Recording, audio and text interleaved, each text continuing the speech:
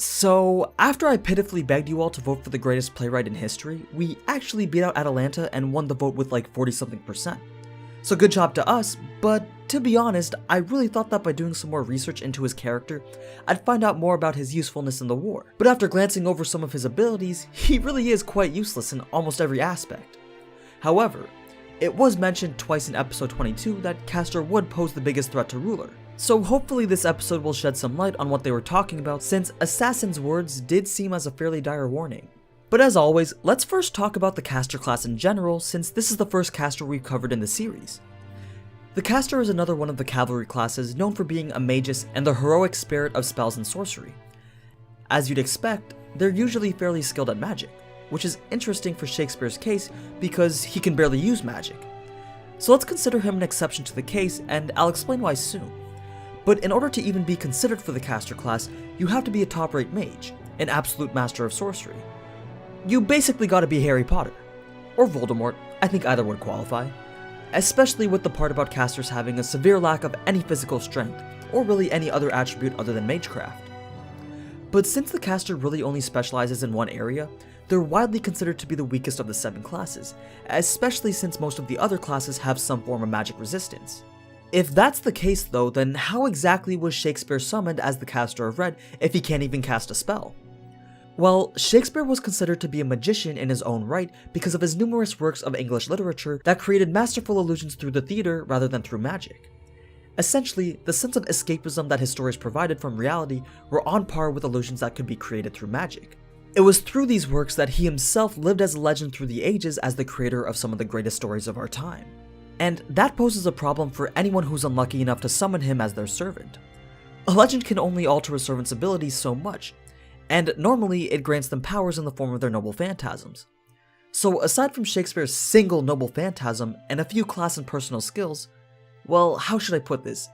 In a normal Holy Grail war, he'd be useless as shit. Now, don't get all mad because I may have just dissed your favorite servant. Luckily for you, this isn't a normal Holy Grail war.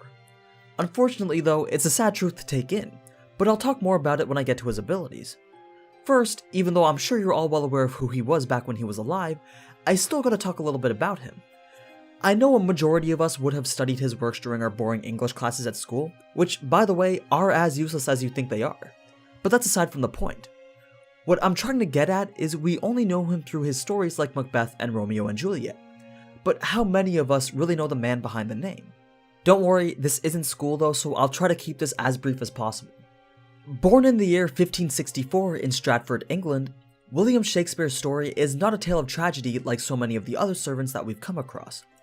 It's more like a story of success. At around the age of 19, Shakespeare started his career as an actor in London for a company called The King's Men. It wasn't until shortly after that he began to write his own scripts, which then became performances for the London stage. It only took a few for his name to become known, but once it did, it spread like wildfire. It even made some of his colleagues jealous enough to write their scripts that pretty much called Shakespeare out for being a phony playwright since he never attended university. To put it as relevant as I can, it was pretty much the 16th century version of YouTube diss tracks. But a little bit of shade didn't stop Shakespeare from taking the world by storm. Now, I could talk about each of his works and how they progressed his career, but to be honest, I'd probably put you and myself to sleep just talking about it. So instead, let's talk about his motives in the show. Considering Fate Apocrypha's large cast, it's hard to give each one the screen time to fully explain their purpose in the show. They can conveniently showcase it through their wish for the Grail, but even Shakespeare said that he himself has no desire for such, but rather just wants to witness and document the unfolding of a grand story. So what exactly does he mean by that? He sets himself aside from the other servants and places himself as a different role of what can only be described as the narrator or the observer. It's because he considers himself as such that he only gives his regards to those who he thinks are the protagonists. And it's pretty easy to spot who they are considering that we know who they are. But in case you don't pay attention, he's been limiting his interactions to the 2 rulers, a few of the servants, and he's expressed an interest in Sieg, but that's about it. Everyone else he just dismisses as mere side characters and pays them no mind. The thing about Shakespeare though is that he'll do anything to have the story turn out the way that he envisioned. And since his most popular works are tragedies, he definitely enjoys seeing Shiro's story end in a similar manner, rather than with the boring sought-after salvation of mankind. So it'd be interesting to see how his particular story reaches its conclusion, since he's kind of like a third party with ulterior motives from the other 2. I guess we'll just have to wait and see in episode 23 though. Now let's talk about what he's actually capable of. I'm sure plenty of you already saw him use his noble Phantasm on Berserker, so you should have an idea of what exactly it does. It's called First Folio. When the curtain rises, the applause shall be as 10,000 thunders. Put simply, it's the ultimate play. Shakespeare researches into his opponent's true identity and uses shadow actors and illusions to recreate scenes from their lives. It's referred to as an anti-heart noble Phantasm because it doesn't do any physical damage, but is instead used to break the victim's mind. His shadow actors follow a set script that he himself wrote as people from the target's past life. They mock the target with well thought out lines that are supposed to root out traumas that cause severe amounts of mental anguish.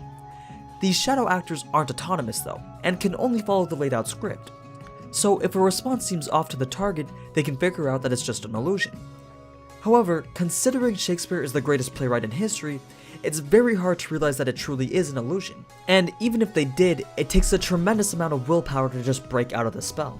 The realism of the play is increased even further when in the Hanging Gardens of Babylon, because it allows some of the shadow actors to give varied responses depending on the target's actions. So they begin to display low levels of intelligence with their ability to react in the play rather than simply follow the script. But as I said, even if it is determined to be an illusion, it's not so easily broken and the target may still have to endure till the end of the script. Shakespeare also has a fair number of personal skills. The first isn't quite useful in a fight, but it's extremely useful for keeping himself alive. It's called self-preservation, and it basically keeps him away from pretty much all harm as long as he provides some form of protection for his master. I'm not entirely sure how this works, but I guess it allows him to evade having to confront any servant when the time comes, which is pretty handy for helping him maintain his position as the observer. Then he's got what's called the King's Men, cleverly named after the acting company I mentioned that he worked for. This is his cast of shadow actors. They can be summoned without the activation of his noble Phantasm. Although they don't fight, they can still take the form of the people from the target's past lives and still mess with their head. And just as you'd expect, they can only say what Shakespeare writes for them. So I guess they're pretty good at making for a diversion or a stalling tactic, but other than incapacitating someone for a little bit, it's not really viable when in a fight to the death. And the final skill that he has is called Enchant, the literary masterpiece endowment. We actually saw him use this on Shiro's sword, which we saw got pointed out to be a noble Phantasm. Now, it could have been easily misunderstood that Shiro, being a ruler in the past, could have a sword as a noble Phantasm. But that was actually an item that Shakespeare enchanted to become a noble Phantasm. Servants who are known for being notable writers are able to essentially turn any item or weapon into a noble Phantasm by adding functions to it that would exceed the item's natural limits.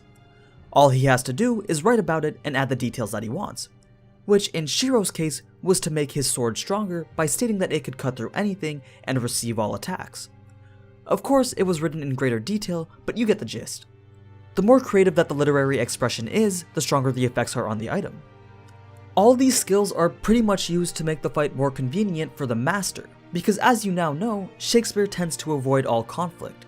Instead, he strengthens his master and lets him do the fighting instead. But realistically, if his master wasn't Shiro, a master wouldn't stand a chance against a servant. But yeah, that's everything that you really need to know about the greatest writer in history. I never thought that Shakespeare would be a character to make an appearance in Fate, but it was a wonderful surprise when I first found out. He's a good change of character from the typical heroic spirits, not only the way that he fits into the Holy Grail War, but also the way that he fights and survives.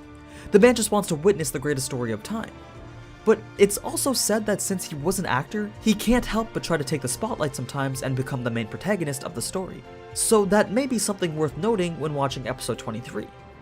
But I'll leave it at that, and thank you all for watching this video. Also, if you want to help decide which servant I cover next, then go vote in the poll under the community section. But until next time, ciao!